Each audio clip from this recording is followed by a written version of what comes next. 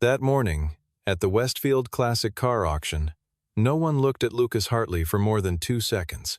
He arrived in work clothes, still carrying faint traces of engine oil, one hand holding a folded event program marked in pencil, the other holding the small hand of a 7-year-old girl wearing a t-shirt printed with a cartoon gear set. When Lucas raised his paddle and bid $500 on the rusted, immobile 1967 Mustang shoved into the far corner of the hall, laughter broke out from the VIP section. Isabella Crane, CEO of Crane Automotive Group, looked directly at him and spoke just loudly enough for the entire room to hear. $500? What are you going to do with a pile of scrap grow flowers in it? 30 days later, the entire city fell silent. Don't look away, because what Lucas did with that car will make you question everything you thought you knew about a man in oil-stained clothes. The Westfield Classic Car Auction was the kind of event that wore its wealth like a second skin. Held every year at the Westfield Convention Hall on the eastern edge of Ashford, it drew collectors, dealers, and automotive investors from 3 states. The hall smelled of leather polish and money. Men in tailored suits sipped champagne near velvet ropes. Women in heels checked their phones between lots. At the front of the room, 2 auctioneers in matching blazers kept the energy precise and controlled, the way people manage things when everyone present can afford to be patient. Lucas stood near the side aisle, not the VIP section. He had a folding chair but wasn't using it. Grace sat on his shoulders instead, her small sneakers resting against his chest, her eyes moving from car to car as each lot was wheeled out under the spotlights. She had a program too, her own copy, which she had been annotating with a purple marker since they arrived. "That one has a crack in the headlight," she said, pointing at a 1959 Chevrolet being pushed past. "Good eye," Lucas said quietly. He wasn't here for the Chevrolet. He wasn't here for the 1963 Corvette that sold for $62,000 in the third lot, or the Jaguar E-Type that drew a standing ovation when the winning bid hit $90,000. Lucas had come for the last item on the program, Lot 22. He had penciled a small circle around it 3 days earlier when he first read the catalog description, and his hand had been steady when he did it. The auctioneer's voice grew noticeably less enthusiastic as the floor crew pushed Lot 22 into position. The car came in on a rolling platform rather than under its own power, because it had no power to offer. The 1967 Ford Mustang Fastback had been sitting in a storage unit in rural Kentucky for an estimated 22 years. Its paint had peeled away in wide strips, exposing patches of gray primer and bare metal beneath. The front bumper was cracked and partially detached. The windshield had a diagonal fracture running from the lower left corner to the upper right. The interior, what was visible through the window glass, had been partially consumed by moisture and time. The auctioneer ran through the vehicle report in a flattened tone, the way someone reads a list of things that have gone wrong with a property no one expects to sell. Several people in the front rows stood and stretched. A few moved toward the exit. Sebastian Voss, seated 3 chairs to the left of Isabella Crane in the VIP section, leaned over and murmured something. Isabella glanced at the Mustang on the platform and then looked away, back toward her phone. Lucas looked at the car and did not look away. The opening bid was $200. The hall was quiet. The auctioneer repeated the figure, and the quiet continued. Then Lucas raised his paddle. $500, he said. The auctioneer paused. "Sir, the opening is $200. You can start there if you'd like." $500, Lucas said again. Grace patted the top of his head. "Did we get it, Dad?" Sebastian Voss laughed first. Not a quiet laugh, but the kind that invites other people to join. A few of them did. And then Isabella Crane, without turning her head all the way toward Lucas, spoke the line that would follow her for the next 30 days. $500? What are you going to do with a pile of scrap grow flowers in it? The laughter in the VIP section was not cruel in the way schoolyard cruelty is cruel. It was the laughter of people who had never needed to think carefully about $500, and who could not imagine a reason to spend it on something that would require dragging it off the property. It was dismissal dressed as amusement. Lucas did not look at Isabella. He looked at Grace, who had not fully understood the laughter, but had understood her father's face, which remained calm and almost still. So she stayed calm too. She trusted his face more than she trusted the room. The gavel came down. Lucas Hartley was the new owner of the 1967 Ford Mustang Fastback, Lot 22, for $500. 8 years earlier, Lucas had been the head of restoration at Hollowell Classic Works, the most respected classic car restoration workshop on the East Coast.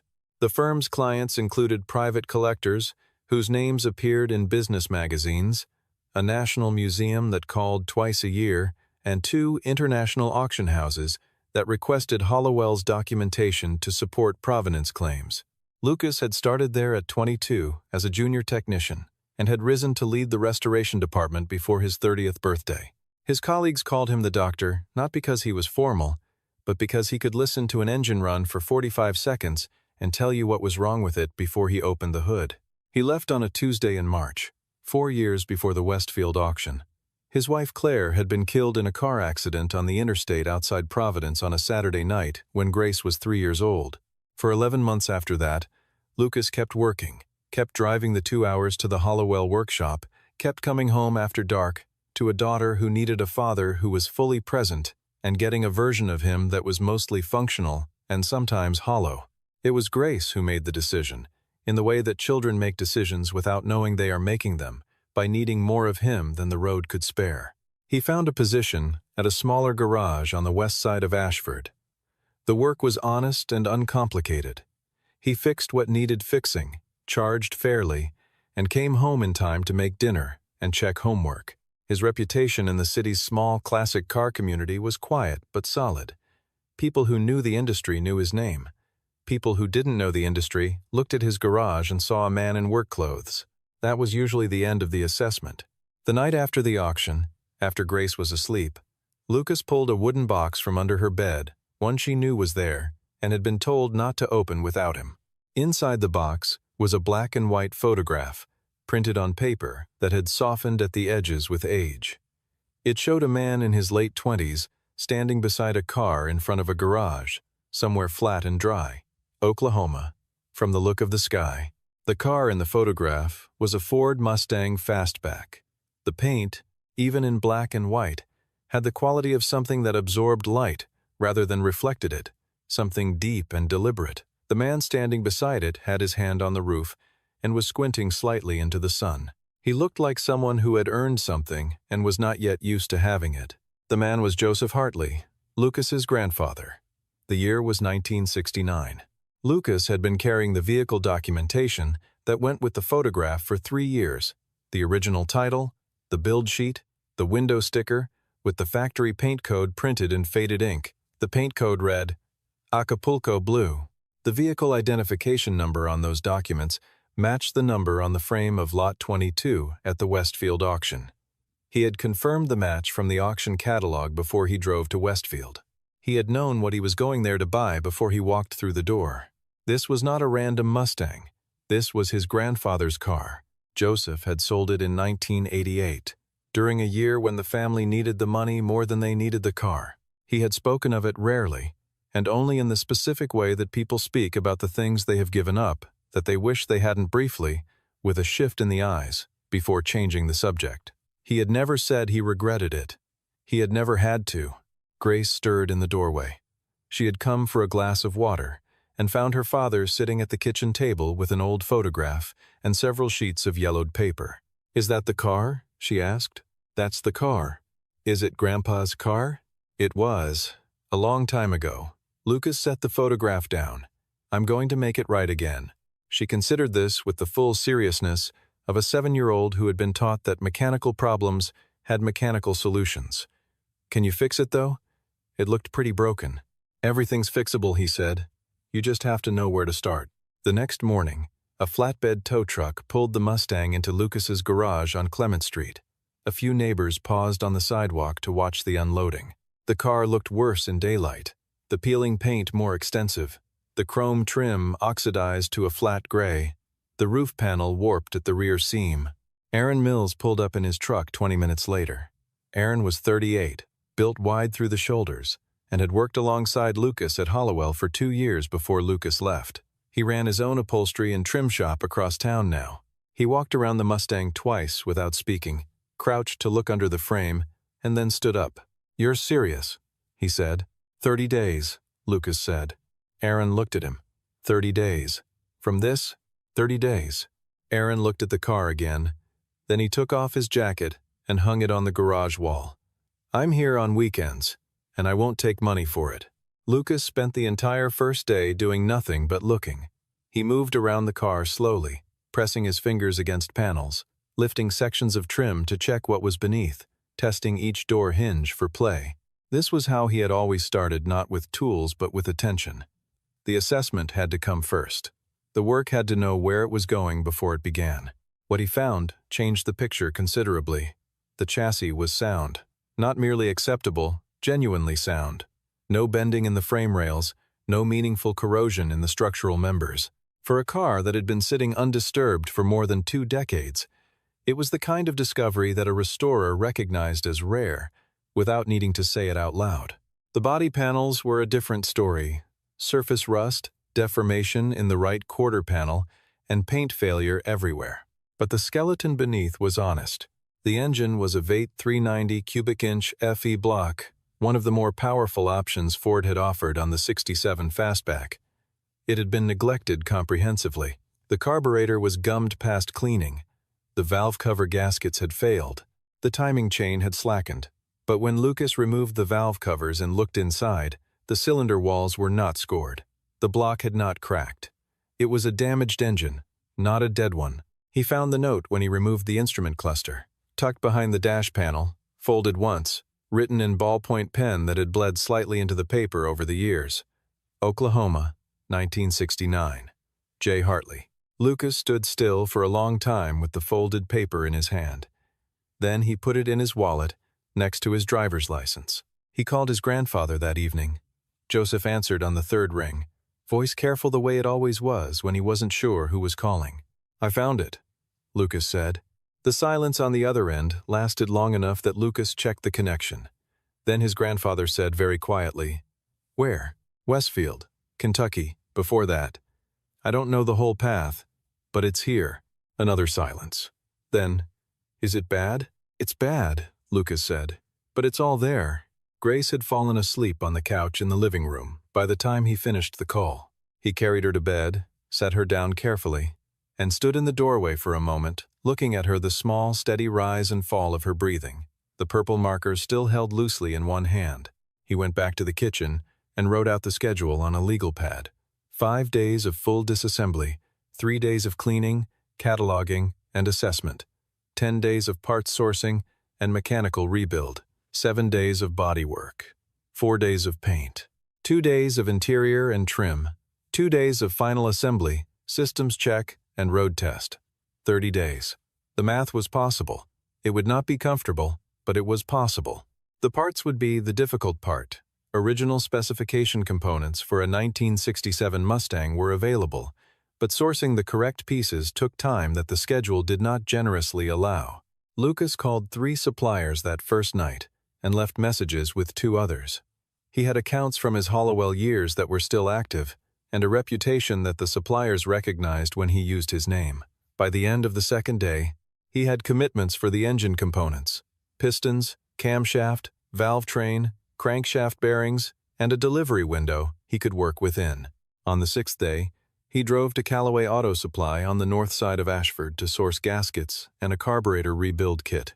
The store was run by a man named Douglas Callaway, who had been selling parts to serious mechanics for 31 years and who recognized quality of work the way a librarian recognizes a careful reader by small signs that accumulate into certainty. Lucas was standing at the rack of Mustang components when a woman came through the door behind him. He heard the door, registered the sound, and continued reading the specifications on a parts box. Isabella Crane stood at the counter and spoke with Douglas about a display component for the launch event of Crane Automotive's new heritage-inspired sedan, a piece she wanted sourced to a period-accurate specification for a promotional photograph. She was precise about what she needed and spoke without hesitation, the cadence of someone used to being the clearest person in any room. Douglas answered her questions and then looked past her at Lucas. "You know," he said, in the easy way of someone who has held a conversation in his store for 3 decades and sees no reason to stop, the gentleman looking at the Mustang rack there restored vehicles for the Smithsonian and Christie's London, among other places. Isabella turned. She looked at Lucas for the first time, the way one professional looks at another, as a fact to be assessed rather than a detail to be dismissed. Lucas was reading the back of a carburetor kit and had not fully turned around. He nodded at Douglas. That was all. Isabella bought what she needed and left. On the sidewalk, she paused for a moment outside the glass door before walking to her car. She had not recognized him immediately at the counter, but she had recognized the name when Douglas said it. Hartley. She had heard that name in the context of restoration work once before, at a conference 2 years ago, in a conversation about the provenance requirements for a car that had sold at auction for more than $1.2 million. The work had been attributed to a restorer named Hartley from Hollowell Classic Works. She sat in her car for a moment, then drove back to the office.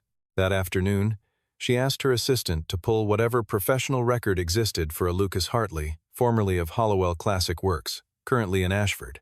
What came back was a career summary that did not match the man she had seen at the Westfield auction, the Smithsonian project, the Christie's documentation, a private collection in Monaco, a completed restoration that had been assessed by an independent evaluator and described, in a formal report she pulled up on her screen, as technically and historically the most faithful work of its kind completed in the last 15 years. Sebastian Voss stopped in her doorway in the late afternoon. He had heard, through someone at the convention hall, that the man from the auction was actually working on the Mustang, that it was in a garage somewhere in Ashford. He laughed when he mentioned it. Isabella did not laugh. "Who is he?" she asked. Sebastian repeated what he had said. "A mechanic. A guy who bought a $500 car. Before that," Isabella said. "Who was he before that?" Sebastian didn't know. He left without pressing the point, reading something in her expression that suggested the conversation was over. Isabella looked at the career summary on her screen for another moment. Then she closed it and went back to her work. The weeks that followed inside Lucas's garage on Clement Street were the kind of weeks that don't announce themselves as significant while they are happening. They were made of early mornings and late nights, and the particular silence of a man doing a thing he knows how to do very well without an audience. Grace came to the garage after school each afternoon and did her homework on a folding table near the rear wall, occasionally looking up to ask the name of a component or to offer an observation that she delivered with complete seriousness. "The door panel color is wrong," she said on a Wednesday evening during the second week, holding a paint chip she had found on the floor next to the passenger door. Lucas looked at the chip. "What color do you think it should be?"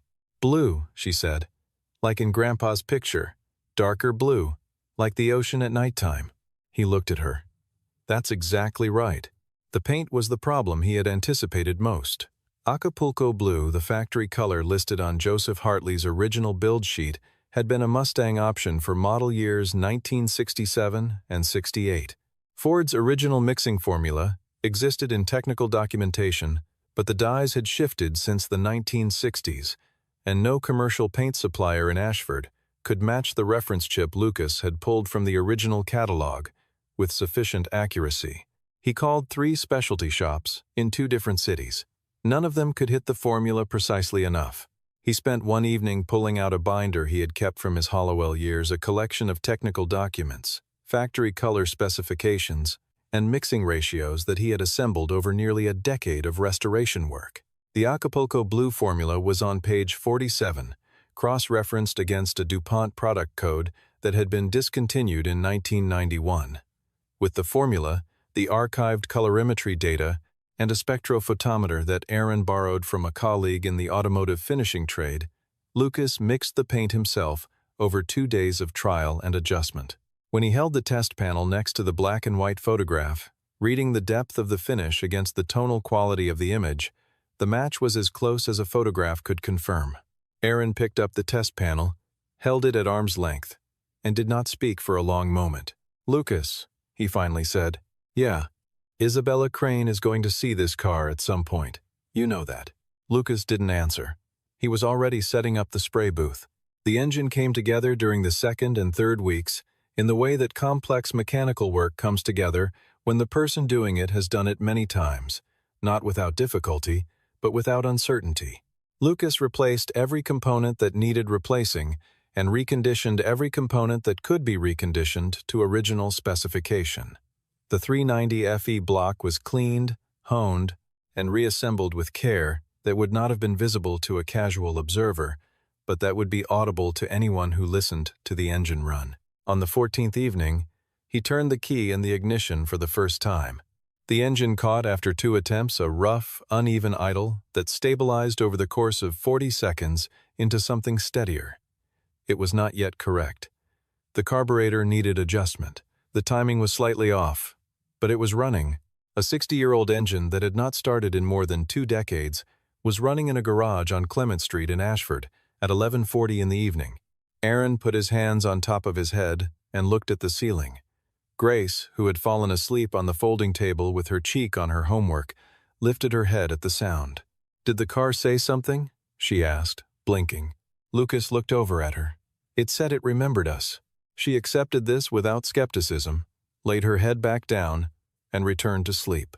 The bodywork ran from day 15 through day 22.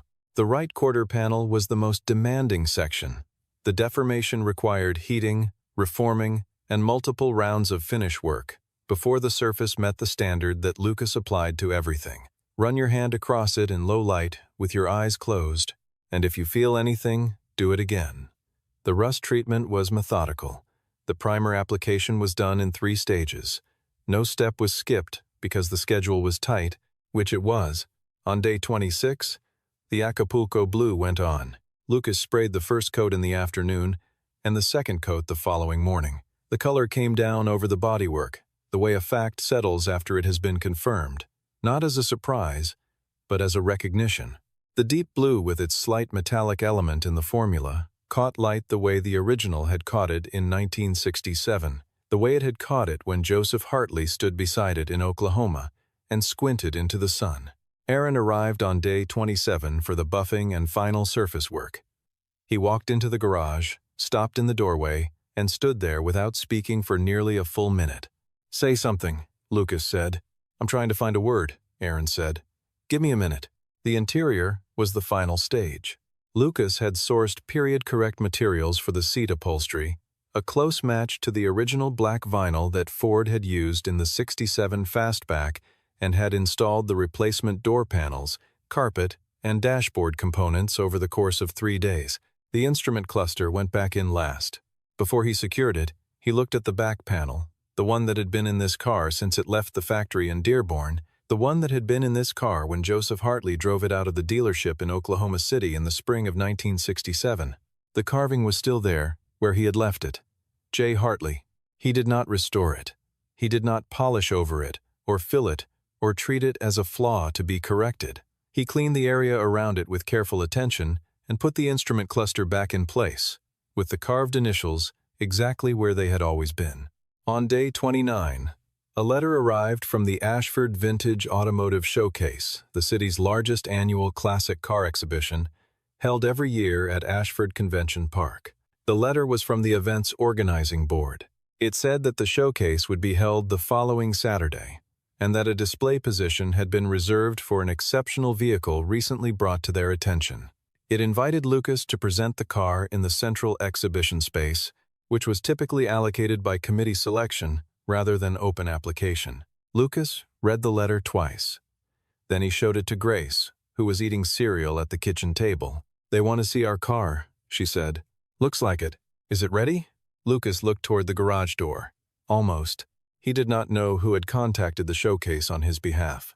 He did not ask. What he did not know, and would not learn until much later, was that Isabella Crane had placed that call herself 2 days after she had pulled up his professional record and read the evaluator's report from the Monaco collection.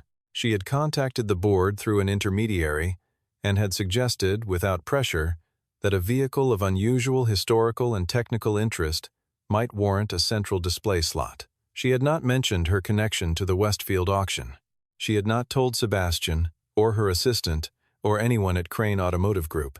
She had picked up the phone, made the call, and gone back to her work. On the final night, Lucas and Aaron finished the last adjustments, the idle mixture, the timing advance, the final torque check on the suspension components at 2:15 in the morning. Both men were past tired. Lucas sat down on the garage floor with his back against the tool cabinet, and Aaron sat across from him near the door, and neither of them spoke for a while. The Mustang stood in the center of the garage under the overhead lights, the Acapulco blue paint holding the light with the same unhurried depth it had held in 1967. Every surface was right. Every line was where it was supposed to be. From the chrome-trimmed fastback roofline to the re-chromed front grille, from the correctly period fog lamp bezels to the blacked-out rear panel, the car was as faithful to its original specification as 30 years of restoration experience could make it in 30 days. Aaron picked up his jacket from the hook by the door. He stood looking at the car for a long moment before he put it on. 30 days, he said, from $500 worth of scrap. Lucas, do you understand what you've done here? Lucas looked at the car. He looked at the photograph of Joseph Hartley that he had taped to the garage wall 3 weeks earlier, still there, slightly curled at one corner. I brought it home, he said. He carried Grace to bed an hour later. She had woken when the garage light went off and had asked, in the fog of interrupted sleep, whether the car was finished. All done, he said. We're going to show it tomorrow. Good, she said, and was asleep again before he set her down. The Saturday morning arrived clear and dry, with the kind of October light that is useful to photographers and kind to paint finishes. Ashford Convention Park occupied 6 acres on the northern edge of the city, and by 8 in the morning the grounds were already arranged with more than 80 vehicles, sports cars, touring cars, pre-war roadsters, muscle cars from the 1960s and 70s, all presented on clean asphalt under white canopy frames. Lucas drove the Mustang from Clement Street to the park himself.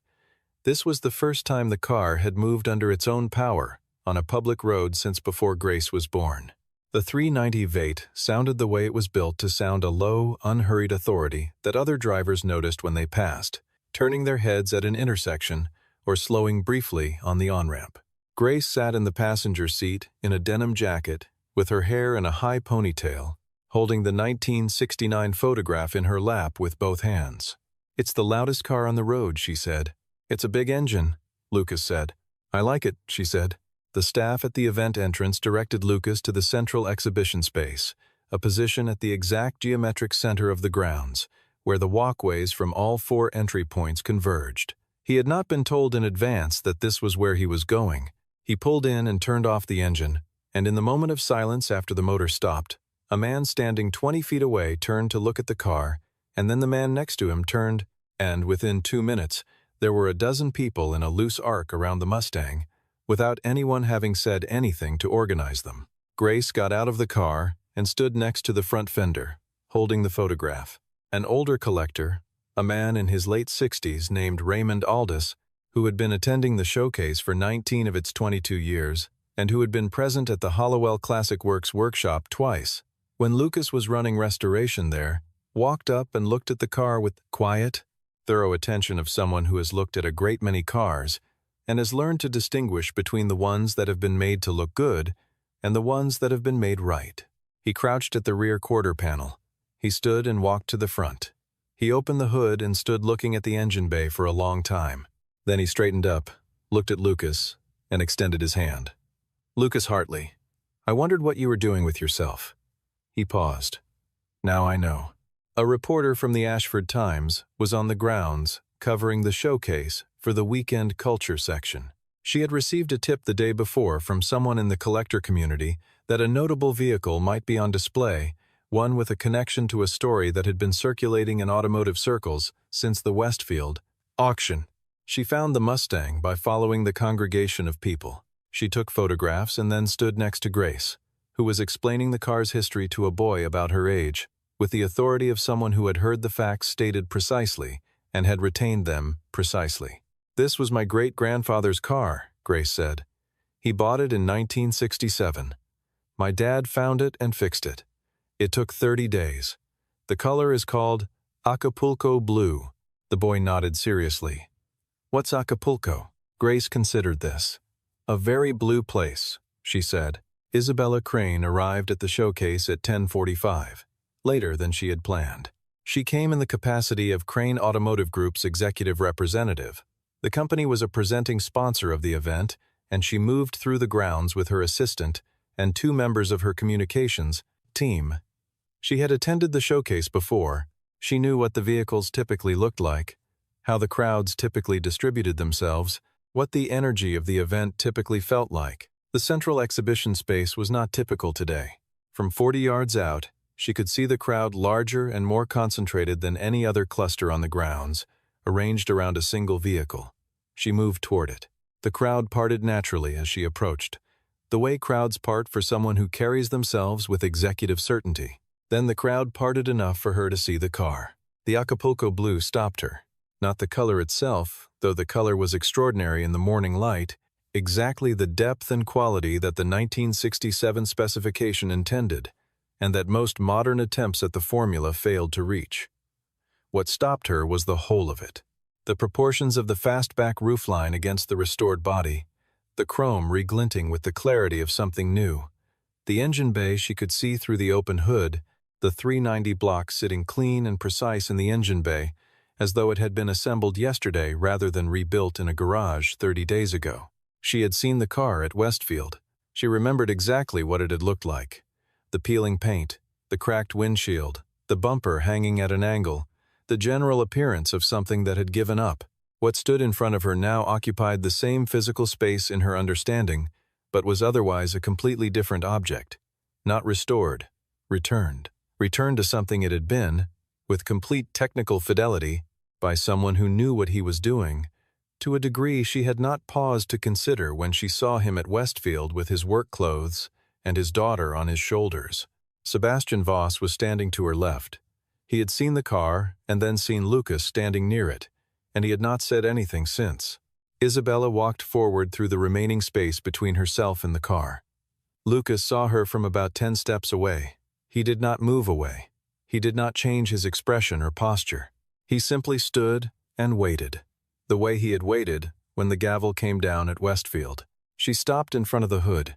She looked at the car from the nose to the tail, a slow, complete look that took the measure of everything. Then she looked at Lucas. "How long?" she said. 30 days. From the car at Westfield? Yes. There was a pause. Grace moved closer to her father, looking up at Isabella with a frank, uncomplicated curiosity. Isabella looked at the child for a moment. "I said something at the auction," Isabella said. Her voice had changed register from the one she used in meetings. Less edge in it, more directness. It was unkind, to you and to her. She looked at Grace. "I'm sorry." Lucas nodded once. He didn't expand on it, didn't accept it with language designed to close the distance more quickly than the distance warranted closing. He nodded, and the nod was sufficient. Grace said, with perfect sincerity, "That's okay. Dad said mean words usually come from people who haven't looked closely enough yet." Isabella looked at the child. Something shifted in her face that was not quite a smile, and not quite something else. It was the expression of someone receiving a correction they had not expected from the direction it came. The showcase's panel of judges made their announcements at noon, under the main canopy near the entrance. The crowd gathered around the podium, in the way crowds gather for the conclusion of things they have invested a morning in attending. The award for Best in Show went to the 1967 Ford Mustang Fastback, Central Exhibition Space, owner Lucas Hartley. The award for Best Restoration went to the same vehicle. The panel's spokesperson read the citation into the microphone, a complete restoration from non-operational condition, executed in 30 days, using period-correct components and historically faithful techniques, representing the highest standard of work the panel had encountered in the event's 22-year history. The applause started at the edges of the crowd and moved inward. Grace jumped and grabbed her father's hand with both of hers. Lucas stood with his arms at his sides, looking at the podium, and then looking at the photograph she was still holding his grandfather at 29, beside the same car, in a different decade, in the same unassuming posture of a man who had earned something and wasn't yet used to having it. Aaron had driven to Oklahoma City the previous Thursday and had said nothing about where he was going. He had told Lucas only that he had an errand and would be back by Saturday morning. He arrived at the showcase just before noon, with a passenger, a man of 67, with silver hair and a cane, who moved slowly across the asphalt in dress shoes that were slightly wrong for the occasion, but had been polished that morning with evident care. Joseph Hartley came through the edge of the crowd and stopped when the car came into view. He stood still for a long time, long enough that people nearby began to notice him and step back, creating space without being asked. He moved forward slowly, raised his hand, and placed it flat on the hood of the Mustang directly over the engine, directly where a man places his hand when the thing he is touching is something he has thought about for a long time. His eyes were red at the edges. Grace ran to him and wrapped her arms around his waist. "Grandpa, that's your car. Dad fixed it. It took 30 days. Joseph Hartley held his granddaughter with one arm and kept his other hand on the hood of the car. He could not speak for a moment. When he could, what he said was quiet enough that only the people immediately surrounding him heard it. "I know, sweetheart," he said. "I know." Lucas stood beside his grandfather and said nothing. There was nothing that required saying. The car was there. The three of them were there. That was the complete statement. Isabella watched from a respectful distance. Her assistant started to say something, and she raised one hand slightly, a quiet signal that meant not now. She watched Joseph Hartley's hand on the hood of the car and said nothing. Sebastian Voss had left the grounds 40 minutes earlier. He had shaken no one's hand on the way out.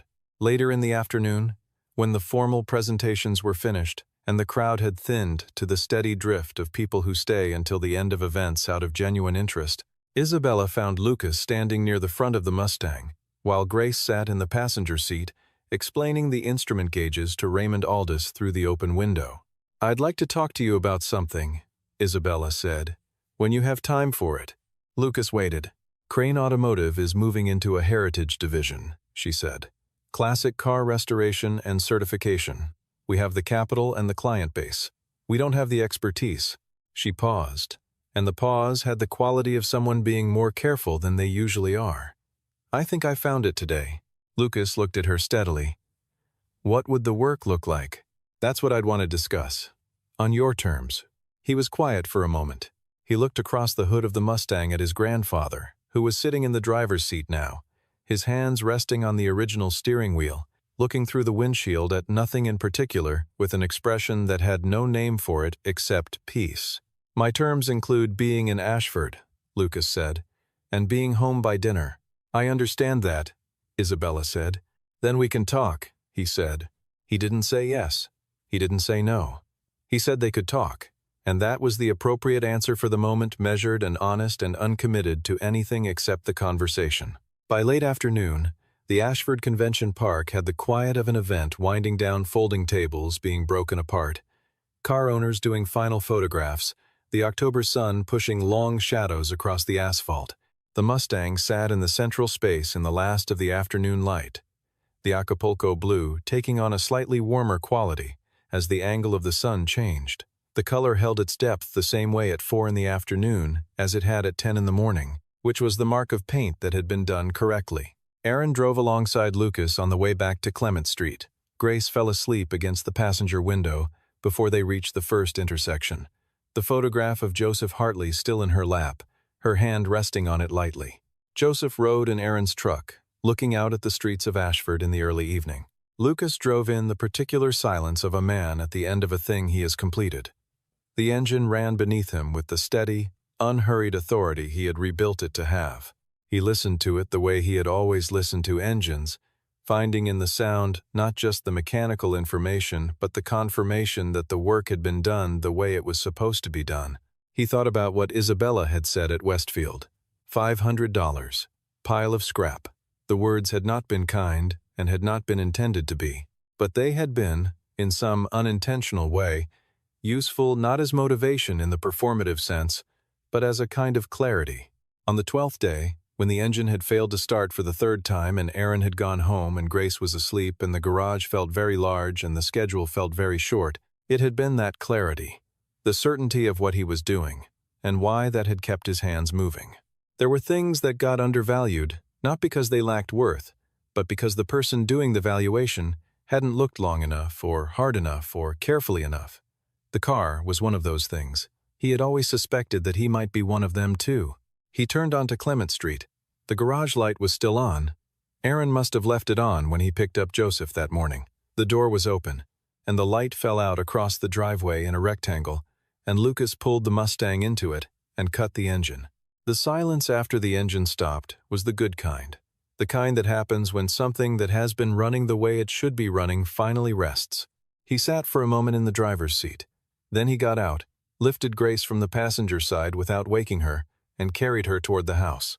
At the door, he turned back once. Joseph was standing beside the car in the garage, his hand on the roof, not moving, not speaking, just standing the way you stand beside something you had given up and then received back with the specific stillness of someone who does not want to rush the moment because they understand that some moments do not arrive twice. The car was home. The man who had brought it home went inside. The garage light stayed on a little longer.